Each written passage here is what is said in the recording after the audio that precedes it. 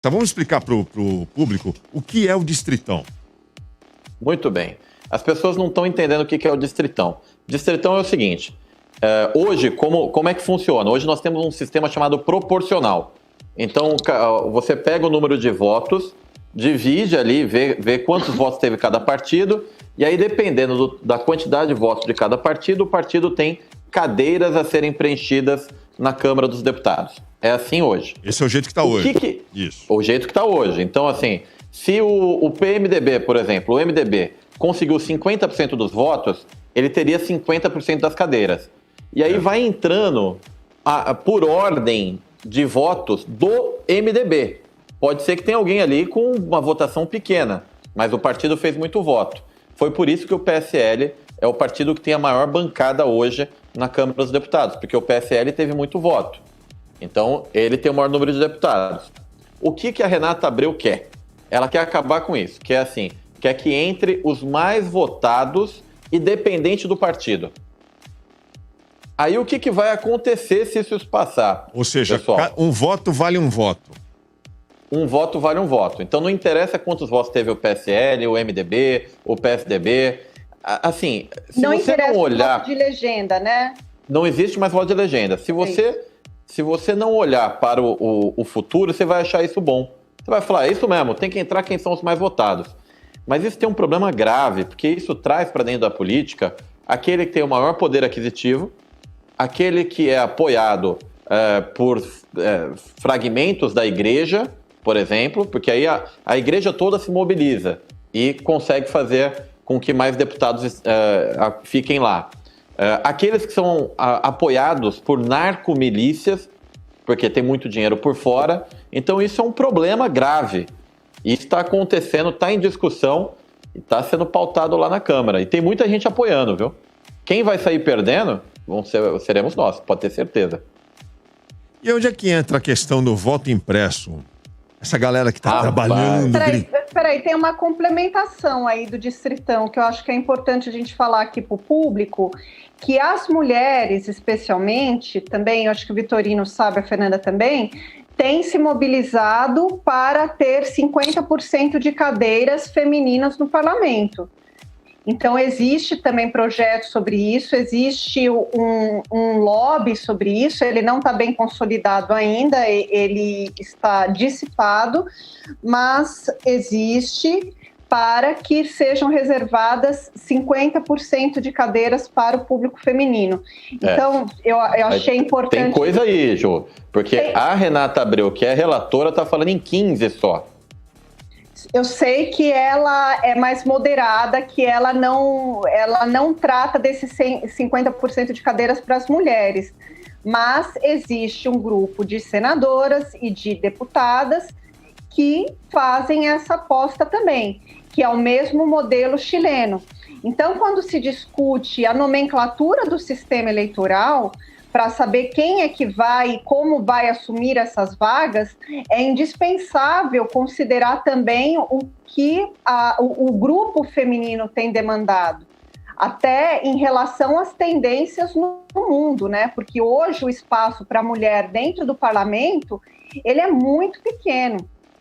Apesar da reserva de fundo eleitoral de 30% e da reserva de fundo partidário também de 30%. Então, cabe lembrar também que a dona Renata Abreu queria acabar com os 30% das mulheres. E assim, sendo presidente de partido e mulher.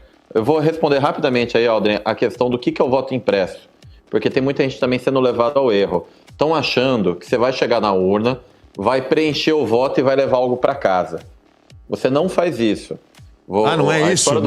Não é a história de levar um canhoto, um comprovante para casa? Não tem isso? Lógico que não. Assim, o pessoal fala esse negócio pra... A Bia Kicis está falando tanto que é importante você levar um canhotinho.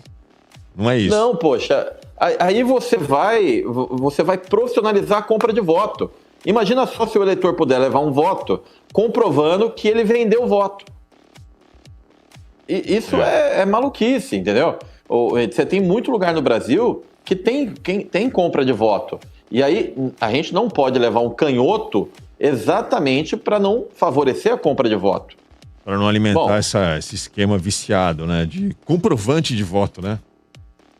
Então assim, olha, quando você me dá se eu votar em você? R$300, tá bom. Aí eu vou lá, voto, e toma aqui o comprovante. Aí vira negócio. Sim. Tanto é que você não pode tirar foto do voto na urna. Tem isso também. Claro. Então assim, o que é o voto impresso? Você aperta o botãozinho, aí a bobina te mostra o teu voto, ele cai na urna, essa urna é lacrada, e depois você pode fazer a contagem do voto impresso na urna com o voto eletrônico. Agora, precisa fazer isso? Eu acredito que não. Porque o que a gente pode fazer, que é bem melhor do que botar o voto impresso, é você chamar 3, 4 auditorias internacionais até para apurar a nossa eleição. Porque hoje o TSE é quem faz as regras, é quem é dono da urna, é quem é dono do software e quem apura. Você não tem nenhum elemento externo que faz a conferência da apuração. Tudo é o TSE.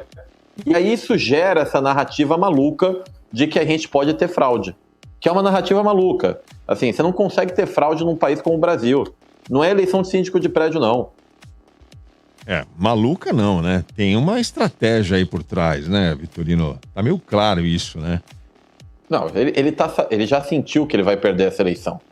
Então. Inclusive, ele já falava que as urnas eram fraudadas antes porque ele não acreditava inicialmente que ele ia ganhar a eleição. Aí, quando ele foi pro segundo turno, ele parou de falar de fraude. Pode reparar. Ele foi pro segundo turno, acabou a história da urna. Agora ele viu as pesquisas e tá falando que a urna pode ser fraudada. Pois é. E aí... cadê? Pode falar. E aí, só para complementar, que eu tinha até essa dúvida também, que eu estava debatendo com um parlamentar que falava que é a favor do voto impresso, mas com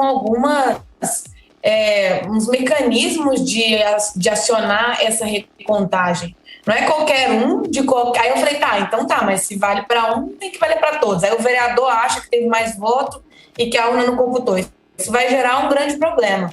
E aí, quando eu perguntei a origem disso, o Vitorino explicou muito bem, que é justamente para dar narrativa para a vitória ou para a derrota, né? Porque se perder e não passar o voto impresso, foi fraude. E se perder e passar o voto impresso, vai recontar e teve fraude no processo de recontagem. Então, você consegue ainda segurar a narrativa da fraude com esse elemento, esse novo elemento. Porque na hora de ser eleito com a urna eletrônica, funcionou legal. Mas quando está ameaçado, é hora de colocar um boi na sala, né? O mais incrível é que nessa história você tem a Bia Kicis, deputada federal, presidente da Comissão de Constituição e Justiça, num vídeo nas redes sociais dela defendendo o tal do voto impresso auditável aí, que é o que o Vitorino acabou de descrever, com a seguinte justificativa: pelo menos você não vai correr o risco de você digitar um número e o voto digital, né, o voto eletrônico, ir para outro candidato. Sem ter prova nenhuma de que isso acontece, né? Você digita um número e o voto vai para outro. Da onde ela tirou isso, essa informação?